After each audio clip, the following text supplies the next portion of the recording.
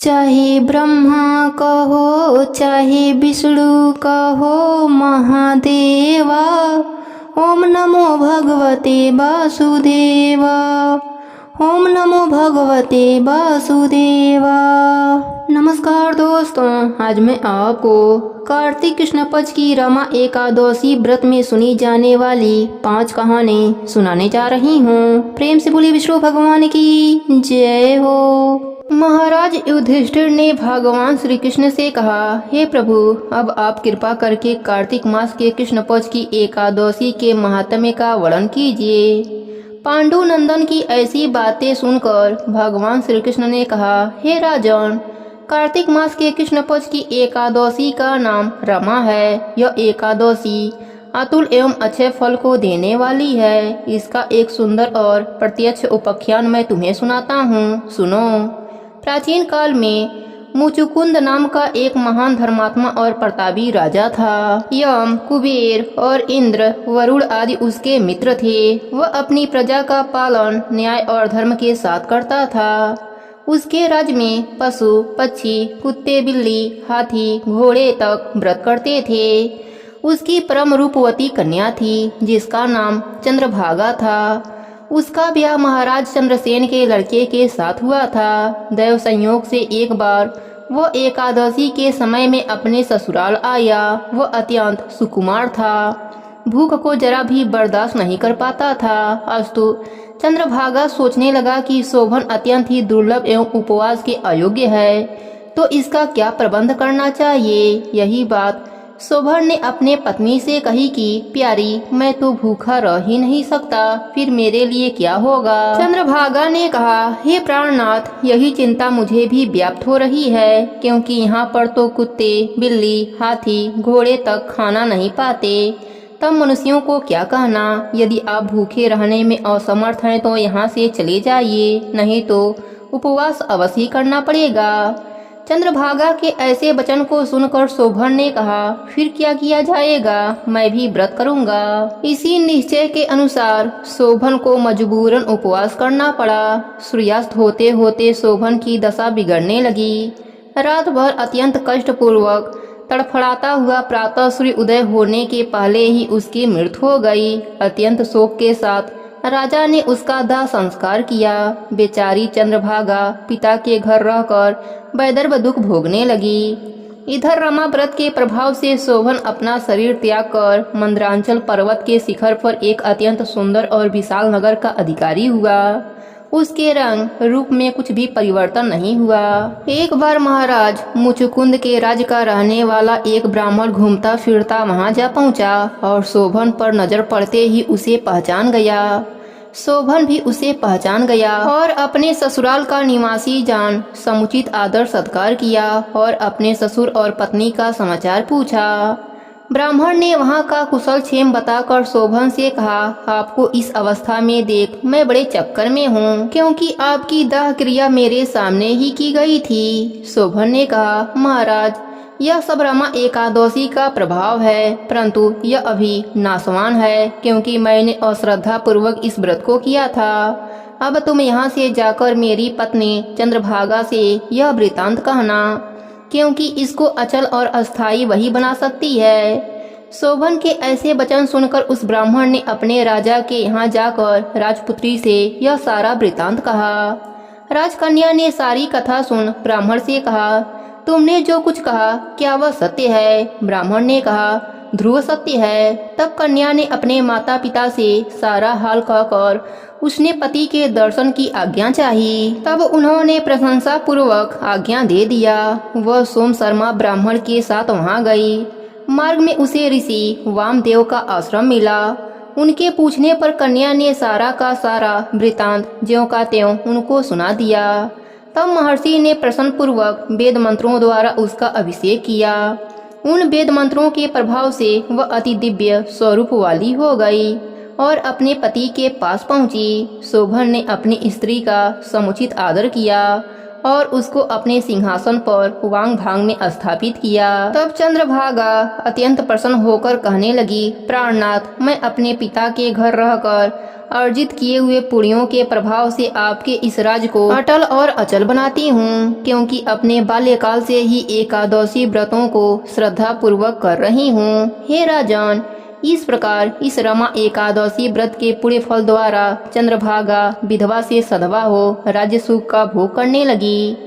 इस रमा एकादशी के महात्म्य को कहने और सुनने वाला अवश्य ही अपने सब पाप नष्ट कर यहाँ के सब सुखों को भोग कर अंत में विष्णु लोक को प्राप्त करता है। हे विष्णु भगवान, जैसे आपने चंद्रभागा पर अपनी कृपा करी, वैसे ही अपने सभी भक्तों पर अपनी कृपा बनाए रखना। सबके व्रत को पूर्ण करना, कहानी अधूरी हो तो पूरी करना, पूरी हो तो मान रखना।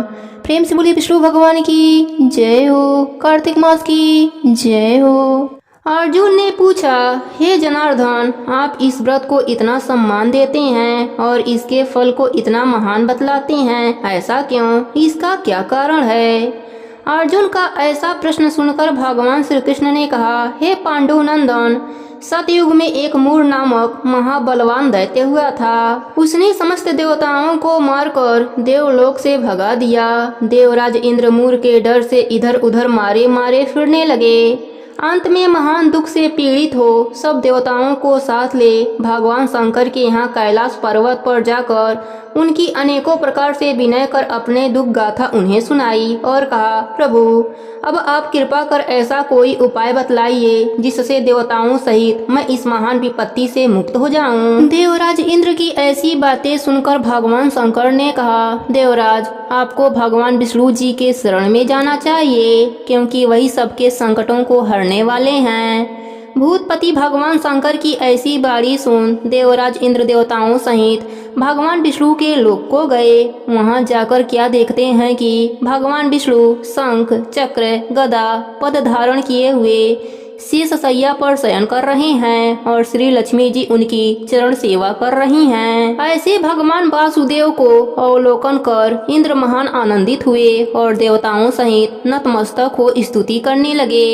हे देवाधिदेव, आपको नमस्कार है। हे दैत्य विनाशक मधुसूदन पुंडरीकाक्ष, हम लोगों पर दया कीजिए। हे प्रभु, दैत्यों के भय से भयभीत हो यह समस्त देवता मेरे साथ आपके शरण में आए हैं।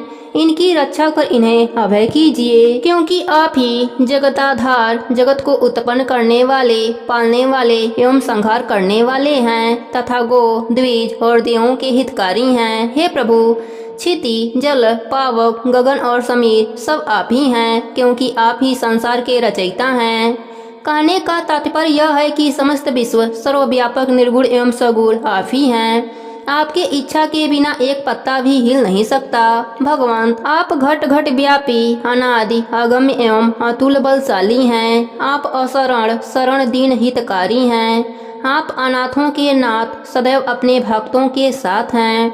हे भगवान, अब आपके बिना हमें त्राण देने वाला और कोई नहीं है। त्राहि माँ, त्राहि माँ, त्राहि माँ, रक्षा करो प्रभु, रक्षा करो।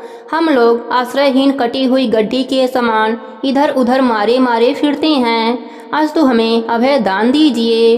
देवराज इंद्र सहित देवों की इस प्रकार विनय सुन भगवान विष्णु प्रसन्न हो गए और उनसे बोले, राजन, क्या बात है? आप लोग इतने भयभीत क्यों हैं? आप लोगों को किसने सताया है? आप समस्त वृत्तांत मुझसे कहिए और भय को त्याग कर निर्भय हो जाइए। भगवान विष्णु को सदैव देख देवराज इस प्रकार कहने लगे, भगवान, पूर्व काल में ब्रह्म वंशो उत्पन्न एक नाड़ी जंग नामक महाबलशाली दैत्य था और सभी देवताओं को महान कष्ट देता था। उसी का पुत्र अब जिसका नाम मूर है और जिसकी राजधानी चंद्रावती है, अपने पिता से भी महान बलवान है। अपने अनुपम बल और अलौकिक तेज के कारण संपूर्ण विश्व पर विजय कर देवताओं को देवलोक से निकाल दिया है और सभी देवताओं का स्थान स्वयं ही ग्रहण कर लिया है। भगवान, इंद्र, वरुण, यम, कुबेर सब कुछ वही है और आज व्योम पर प्रखर मार्तंग के समान त्रिलोकी को तपा रहा है। अस्तु, अब आप हम सब देवताओं पर परम अनुग्रह कर उस दुर्दमनीय दैत्य का संहार कीजिए और हम शरण में आए हुए देवताओं की रक्षा कीजिए।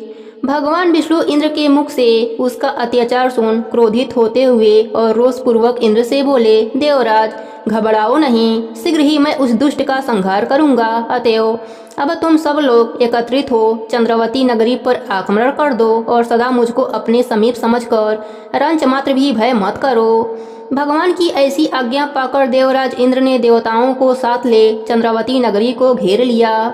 समाचार पाकर दैत्यराज मूर भी अपनी सेना ले उनसे युद्ध करने लगा। देखते ही देखते महाभयंकर युद्ध होने लगा और देवता लोग उसकी विकट मार को सहन न कर सके और भागने लगे। दैत्यों ने भागते हुए देवताओं को मारने की इच्छा करके उनका पीछा करना चाहा, परंतु उसी समय भगवान विष्णु शंख चक्र गदा एवं पद धारण किए हुए वहां आते दिखाई पड़े। उनको देखते ही सबके सब उन्हीं के ऊपर टूट पड़े। भगवान विष्णु ने भी अपने दिव्य अस्त्रों द्वारा राक्षसों का संहार करना आरंभ कर दिया। तथापि भगवान विष्णु के दिव्य अस्त्रों द्वारा दैत्यों का अनवतरण संहार होता रहा। तथापि दैत्यराज मूर निश्चल और वीरता पूर्वक संग्राम भूमि में युद्ध करता रहा।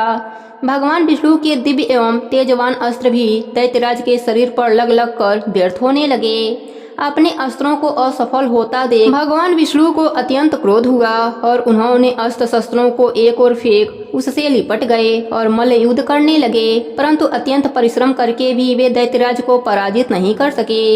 जब भगवान बहुत थक गए तब बद्रिकाश्रम की ओर चले गए और वहां जाकर बहुत ही जीर्ण हो गए तथा एक गुफा देख उसमें प्रवेश कर गए।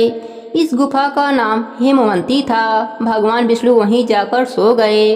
पीछा करता हुआ दैत्यराज मूर भी वहां पहुंचा और भगवान विष्णु को वहां निर्भय सोता देख उन्हें मारने के लिए आगे बढ़ा कि दानवों के परम शत्रु विष्णु को मारकर दानवों को सदा के लिए निष्कंटक बना दूं। उसी समय भगवान विष्णु के शरीर से दिव्य अस्त्रों को धारण की हुई एक स्त्री उत्पन्न हो गईं और आगे बढ़कर दैत्यराज से युद्ध करने लगीं। दैत्यराज उस स्त्री का अस्त्र संचालन देख चकित हुआ और सोचने लगा कि रुद्र के समान पराक्रम वाली यह उग्र रूप धारणी स्त्री को किसने उत्पन्न किया है, जिसके बाण इंद्र के वज्र से भी भीषण और साघांतिक है। मुहूर्त मात्र में ही उस कन्या ने दानवों की विकराल सेना को नष्ट कर डाला। तब दानवराज ने अत्यंत वेग पूर्वक आक्रमण किया, परंतु उसने दानवराज के समस्त अस्त्र बेकार कर उसे एकदम विरत कर दिया। तब वह अत्यंत क्रोध कर मल्लयुद्ध करने के लिए उनकी ओर बढ़ा, परंतु यह भी न हो सका क्योंकि उस कन्या ने एक ही घूंसे में उसको पृथ्वी पर गिरा दिया। वह पुनः आगे बढ़ने के लिए उठा। यह देख उसने दानवराज का मस्तक काट दिया। धड़ वहीं पृथ्वी पर गिरकर छटपटाने लगा। साथ के दैत्यगण पाताल लोक को भाग गए। उसी समय भगवान विष्णु की निद्रा भंग हुई और वह उठकर बैठ गए। तब वह कन्या हाथ जोड़कर कहने लगी, भगवंत अब मुझे क्या आज्ञा है। उसके ऐसे वचन सुन विष्णु जी अत्यंत प्रसन्न हुए और बोले, देवी तुम कौन हो? इस दुष्ट राक्षस को मारकर मुझे किसने त्राण दिया है? भगवान विष्णु के ऐसे वचन सुन उस कन्या ने कहा, प्रभु यह क्षुद्र कार्य आपके अंश से उत्पन्न मैंने ही किया है। हे शत्रु दमनकारीन, मैं आपकी ही शक्ति हूँ। उसके ऐसे वचन सुन विष्णु जी बोले, हे निष्पापे, इस दैत्य के मारने से मैं तुम पर अत्यंत प्रसन्न हूँ, क्योंकि तुमने समस्त देवताओं को अभय कर दिया। अतः अब तुम मनवांछित वरदान मांगो। भगवान के ऐसे वचन सुन वह कन्या बोली, हे भगवंत, यदि आप सचमुच ही मुझ पर प्रसन्न हैं और वर देना चाहते हैं तो कृपया कर यही वर दीजिए कि आज का दिन मेरे ही नाम से प्रसिद्ध हो और आज के दिन व्रत करने वालों को मैं समस्त पापों से मुक्त कर सकूं और उपवास का आधा पुण्य एक बार भोजन करने एवं रात्रि भोजन में भी प्राप्त हो और अपनी इंद्रियों को दमन कर मेरे दिन संपूर्ण व्रत करने वाले को विष्णु लोक की प्राप्ति हो। भगवान ने कहा, एवमस्तु, अर्थात ऐसा ही होगा। तुम एकादशी तिथि को उत्पन्न हुई हो, अतएव तुम्हारा नाम भी एकादशी ही होगा और एकादशी व्रत करने वालों के सारे पापों को नष्ट कर मैं परम पद दूंगा, क्योंकि तृतीया, अष्टमी, चतुर्दशी और एकादशी तिथियां मुझे अत्यंत प्रिय हैं। इस प्रकार वरदान दे भगवान अंतर ध्यान हो गए और एकादशी मनवांछित वर पाकर अत्यंत ही प्रसन्न हुए। हे पांडुनंदन, एकादशी व्रत करने वालों से मैं अत्यंत ही प्रसन्न रहता हूँ, उसके शत्रुओं का सदैव ही संहार करता हूँ और उसे उत्तम पद देता हूँ। एकादशी की उत्पत्ति का वृतांत मैंने तुमको सुना दिया।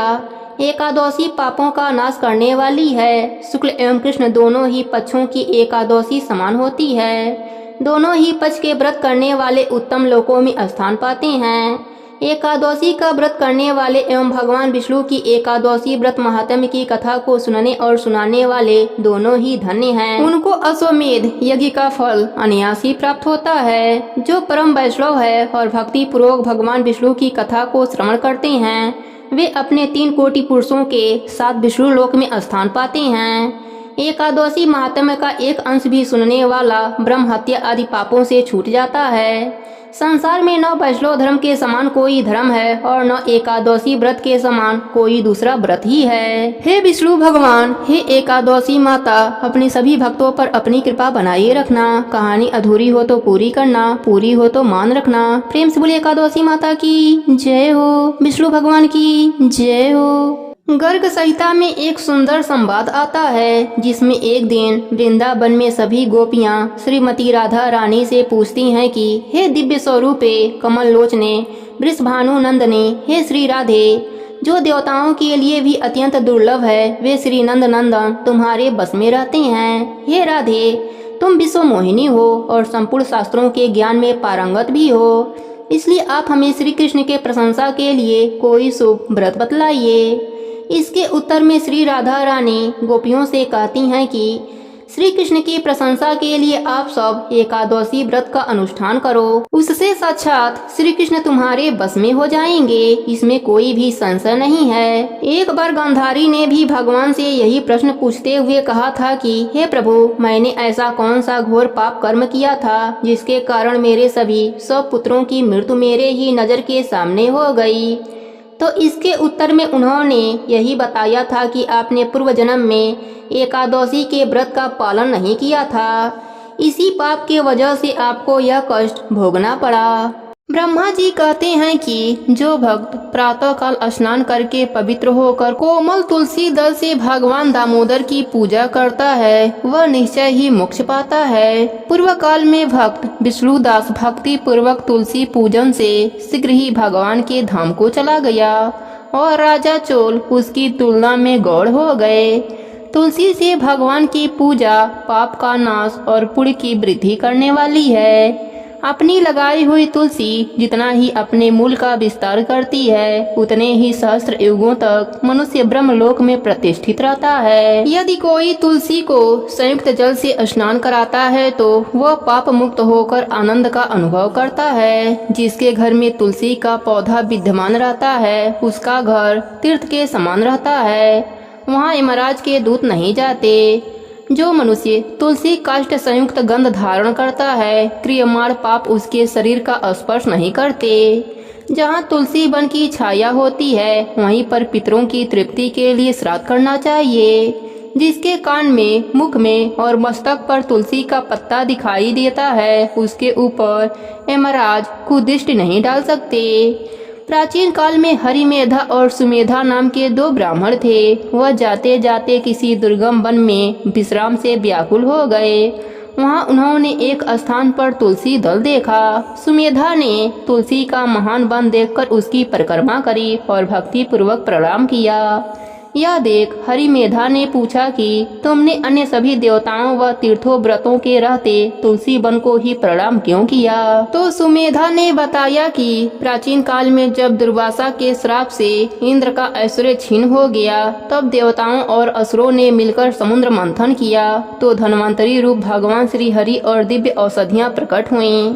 उन दिव्य औषधियों में मंडलाकार तुलसी उत्पन्न हुई, जिसे ब्रह्मा आदि देवताओं ने श्री हरि को समर्पित कर दिया और भगवान ने उसे ग्रहण कर लिया। भगवान नारायण संसार के रक्षक और तुलसी उनकी प्रियतमा हैं, इसलिए मैंने उन्हें प्रणाम किया है। सुमेधा इस प्रकार कह ही रहे थे कि सूर्य के समान अत्यंत तेजस्वी विशाल विमान उनके निकट उतरा। उन दोनों के समक्ष ही वहाँ एक बरगद का वृक्ष गिर पड़ा और उसमें से 2 दिव्य पुरुष प्रकट हुए। उन दोनों ने हरिमेधा और सुमेधा को प्रणाम किया। तब दोनों ब्राह्मणों ने उनसे पूछा कि आप कौन हैं? तब उनमें से जो बड़ा था वह बोला, मेरा नाम आस्तिक है। एक दिन मैं नंदन वन में पर्वत पर क्रीड़ा करने गया था तो देवंगनाओं ने मेरे साथ इच्छा अनुसार विहार किया। उस समय उन युवतियों के हार के मोती टूटकर तपस्या करते हुए लोमस ऋषि पर गिर पड़े। यह देखकर मुनि को क्रोध आया। उन्होंने सोचा कि स्त्रियां तो परतंत्र होती हैं, अतः यह उनका अपराध नहीं। दुराचारी आस्तिक ही श्राप के योग्य है। ऐसा सोचकर उन्होंने मुझे श्रापित कर दिया। अरे तू ब्रह्म राक्षस होकर बरगद के पेड़ पर निवास कर। तब मैंने विनती से उन्हें प्रसन्न किया तो उन्होंने श्राप से मुक्ति की विधि सुनिश्चित कर दी कि जब तुम किसी ब्राह्मण के मुख से तुलसी दल की महिमा सुनेगा तो तत्काल तुझे उत्तम मोक्ष की प्राप्ति होगी। इस प्रकार मुक्ति का श्राप पाकर मैं चिरकाल से इस बट वृक्ष पर निवास करता था।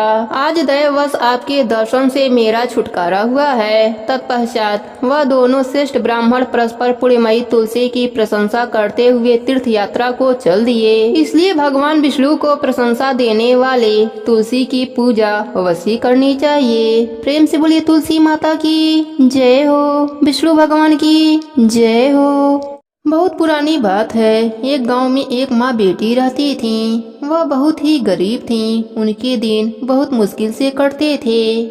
एक दिन बेटी माँ से कहने लगी, माँ गांव के सब लोग गणेश मेला देखने जा रहे हैं, मैं भी गणेश मेला देखने जाऊंगी। माँ ने कहा कि बेटी वहाँ बहुत भीड़ होती है, तुम कहीं गिर जाओगी। लेकिन लड़की ने माँ से कहा, नहीं माँ मैं तो जाऊंगी, मुझे भी मेला देखने जाना है, सब लोग जा रहे हैं। लड़की ने बार बार माँ से आग्रह किया तो उसकी माँ ने कहा, ठीक है बेटी तुम चली जाओ मेला देखने के लिए। लड़की मेला जाने के लिए तैयार होती है। तब उसकी माँ ने जाने से पहले उसे 2 लड्डू दिया और पानी दिया। माँ ने अपने बेटी से कहा, बेटी एक लड्डू तू गणेश भगवान को खिला देना और उन्हें थोड़ा सा पानी पिला देना, और दूसरा लड्डू तुम खा लेना और बचा हुआ पानी भी पी लेना। लड़की लड्डू लेकर मेले में चली गई। लड़की ने मेला देखा, मेले में घूमने लगी। उसे बहुत मजा आ रहा था। शाम हो गया, सभी गांव वाले अपने अपने घर वापस आ रहे थे, लेकिन वह लड़की गांव वापस नहीं गई। लड़की मेले में से गणेश भगवान के पास जाकर बैठ गई और कहने लगी, एक लड्डू और पानी गणेश जी आपके लिए और एक लड्डू और बाकी का बचा हुआ पानी मेरे लिए है। इस तरह कहते कहते सारी रात बीत गई। गणेश जी यह देखकर सोचने लगे कि अगर मैं इसका लड्डू और पानी नहीं पिया तो यह लड़की अपने घर नहीं जाएगी। यह सोचकर गणेश जी उस लड़की से एक लड्डू लेकर खा लिए और पानी भी पी लिया। फिर गणेश जी उस लड़की से कहने लगे, मांगो तुम क्या मांगती हो। तब लड़की मन में सोचने लगी कि मैं क्या मांगू, अन्न मांगू, धन मांगू या अपने लिए बर मांगू, खेत मांगू या महल मांगू। वह मन में सोच रही थी तो गणेश जी उसके मन की बात को जान गए। उन्होंने लड़की से कहा, तुम अपने घर जाओ, तुमने जो भी अपने मन में सोचा है वह सब तुम्हें मिल जाएगा। इसके बाद लड़की अपने घर चली जाती है। तब लड़की की माँ पूछती है कि बेटी तुम्हें इतनी देरी कैसे हो गई, सारे गांव वाले तो शाम को ही मेले में से लौट आए थे। बेटी ने कहा, माँ आपने जैसा कहा था मैंने वैसा ही किया और अपने माँ को सारी बात बताई। देखते ही देखते जो लड़की ने मन में सोचा था वह सब कुछ मिल गया। गणेश भगवान की कृपा से लड़की के पास सब कुछ हो गया। अब माँ बेटी नित्य नियम से गणेश भगवान की पूजा आराधना और कथा कहानी का नेम निभाने लगी। गणेश भगवान की कृपा से उनके घर में सुख समृद्धि का वास हो गया। हे गणेश जी महाराज, जैसी कृपा आपने गरीब माँ बेटी पर करी वैसी ही कृपा अपने सभी भक्तों पर बनाए रखना। कहानी अधूरी हो तो पूरी करना, पूरी हो तो मान रखना, सबके व्रत को पूर्ण करना। प्रेम से बोलिए गणेश भगवान की जय हो।